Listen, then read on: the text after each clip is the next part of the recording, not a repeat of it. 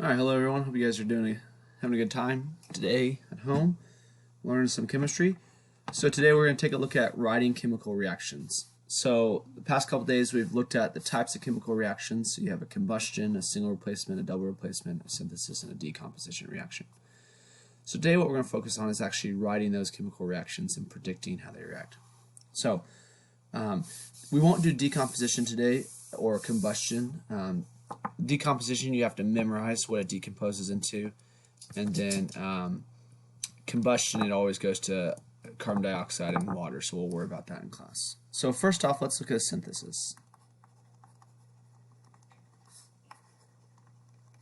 So if we remember, for a synthesis reaction, it's when two things combine together to make something new, a new compound. So two individual either elements or compounds combine together to make something new.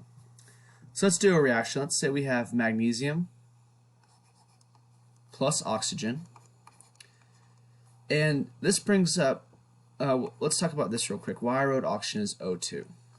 Okay, there are 7 diatomic elements. So if we think of what diatomic means, di means 2, atomic means atom. So there are 7 diatomic elements. When they are by themselves in their elemental state, they're written as 2. And they are H2, N2, O2, F2, Cl2, Br2, and I2. So, there's some ways to remember how to memorize these. Some people say Brinkelhoff.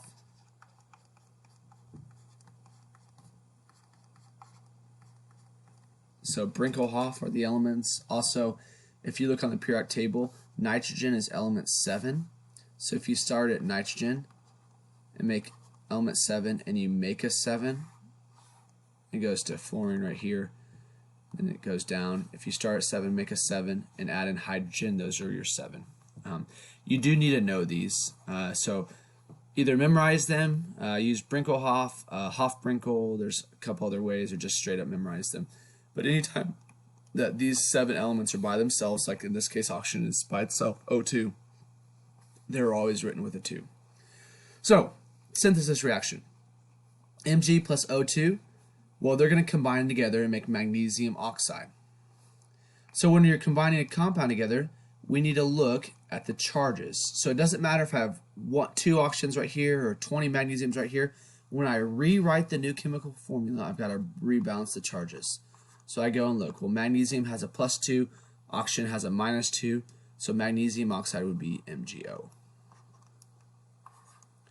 Again, even though it's O2 over here, when we rewrite it in a chemical formula, we want to balance that charge just like we normally would, MgO.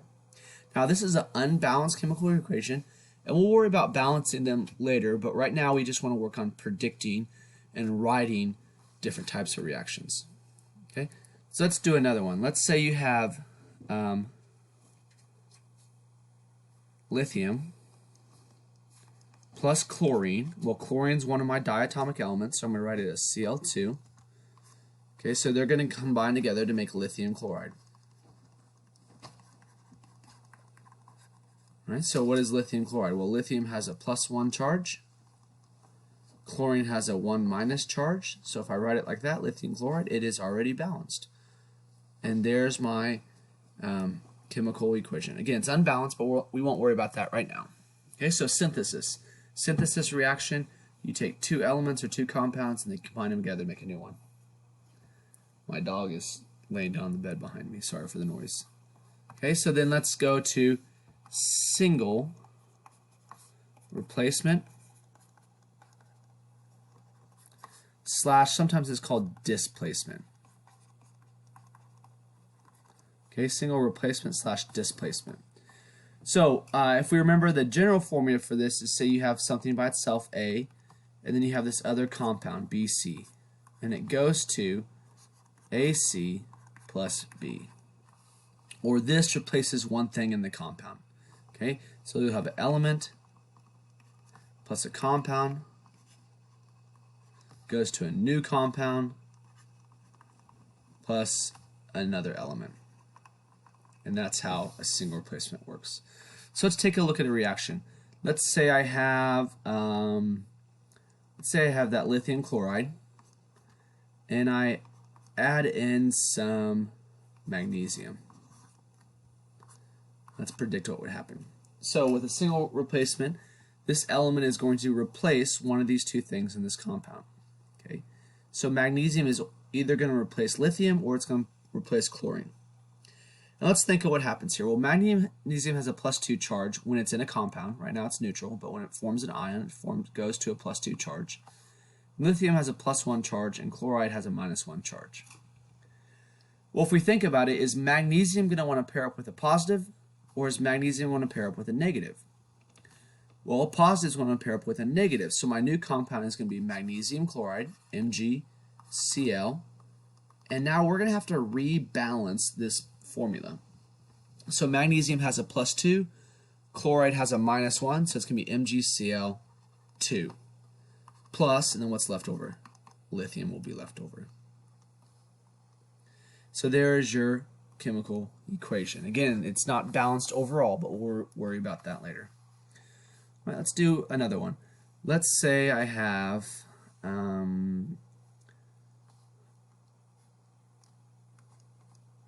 iron 3 nitrate,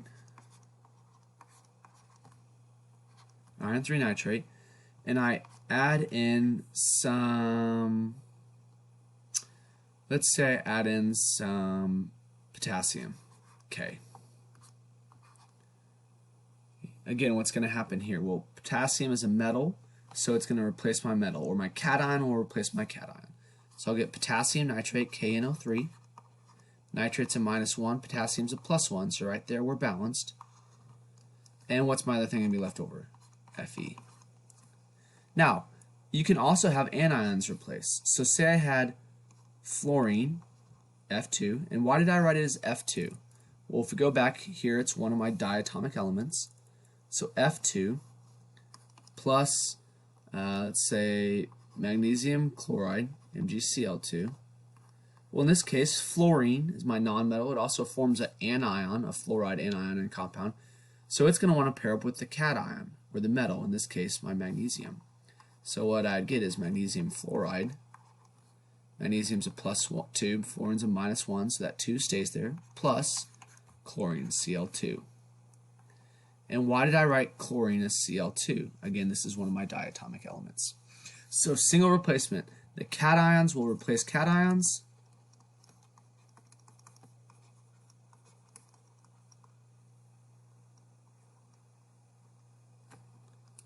Sorry, there it goes. Cations and anions will replace anions. Okay? Last type of chemical reaction that we're going to look at today is double displacement.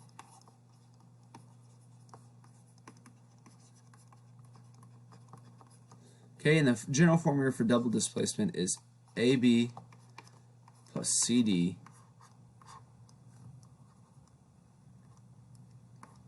goes to AD plus CB. Okay, double displacements happen with two ionic compounds. Okay, so when you add two ionic compounds together, you get a double displacement. Okay, so let's do an example here. Let's say I have lithium carbonate, LiCO3. My charges are balanced, +1, -2, so I get 2 lithiums. Plus, let's say I add it to iron 2 nitrate. Okay, so for the double displacement, what's going to happen is they're going to switch cations, or the metals are going to trade up who they're paired up with. So in this case, lithium's paired up with carbonate. So lithium's going to switch with iron and pair up with nitrate. And when you do this, you have to rebalance your chemicals. So just because it's Li2 over here doesn't mean it'll be Li2 over here. Just because it's NO3 2 over here does not mean it'll be NO3 2 over here. You have to rebalance when you pair up the new chemicals. So lithium has a +1, nitrate has a -1, so it's just going to be LiNO3. Plus, well then what's left over? Fe is going to pair up with carbonate. Well, this was iron 2, so it has a +2 charge. And carbonate has a -2 charge, so right there we're already balanced. So here's my, and this happens to be a balanced chemical equation, but here's my chemical equation. Let's do one more example with a double displacement. Let's say I have lead 2 nitrate. So lead 2 nitrate is going to be PbNO3 2, and I add in some potassium iodide, Ki. Okay, for this reaction, again, double displacement, so the cations are going to switch who they're paired up with. Potassium is then going to pair up with nitrate. So K, potassium has a +1 charge, nitrate, NO3, has a 1- charge. Hey, look at that, we're already balanced. So again, just because this subscript of a 2 was here, this is to balance out the charge between lead 2 and nitrate.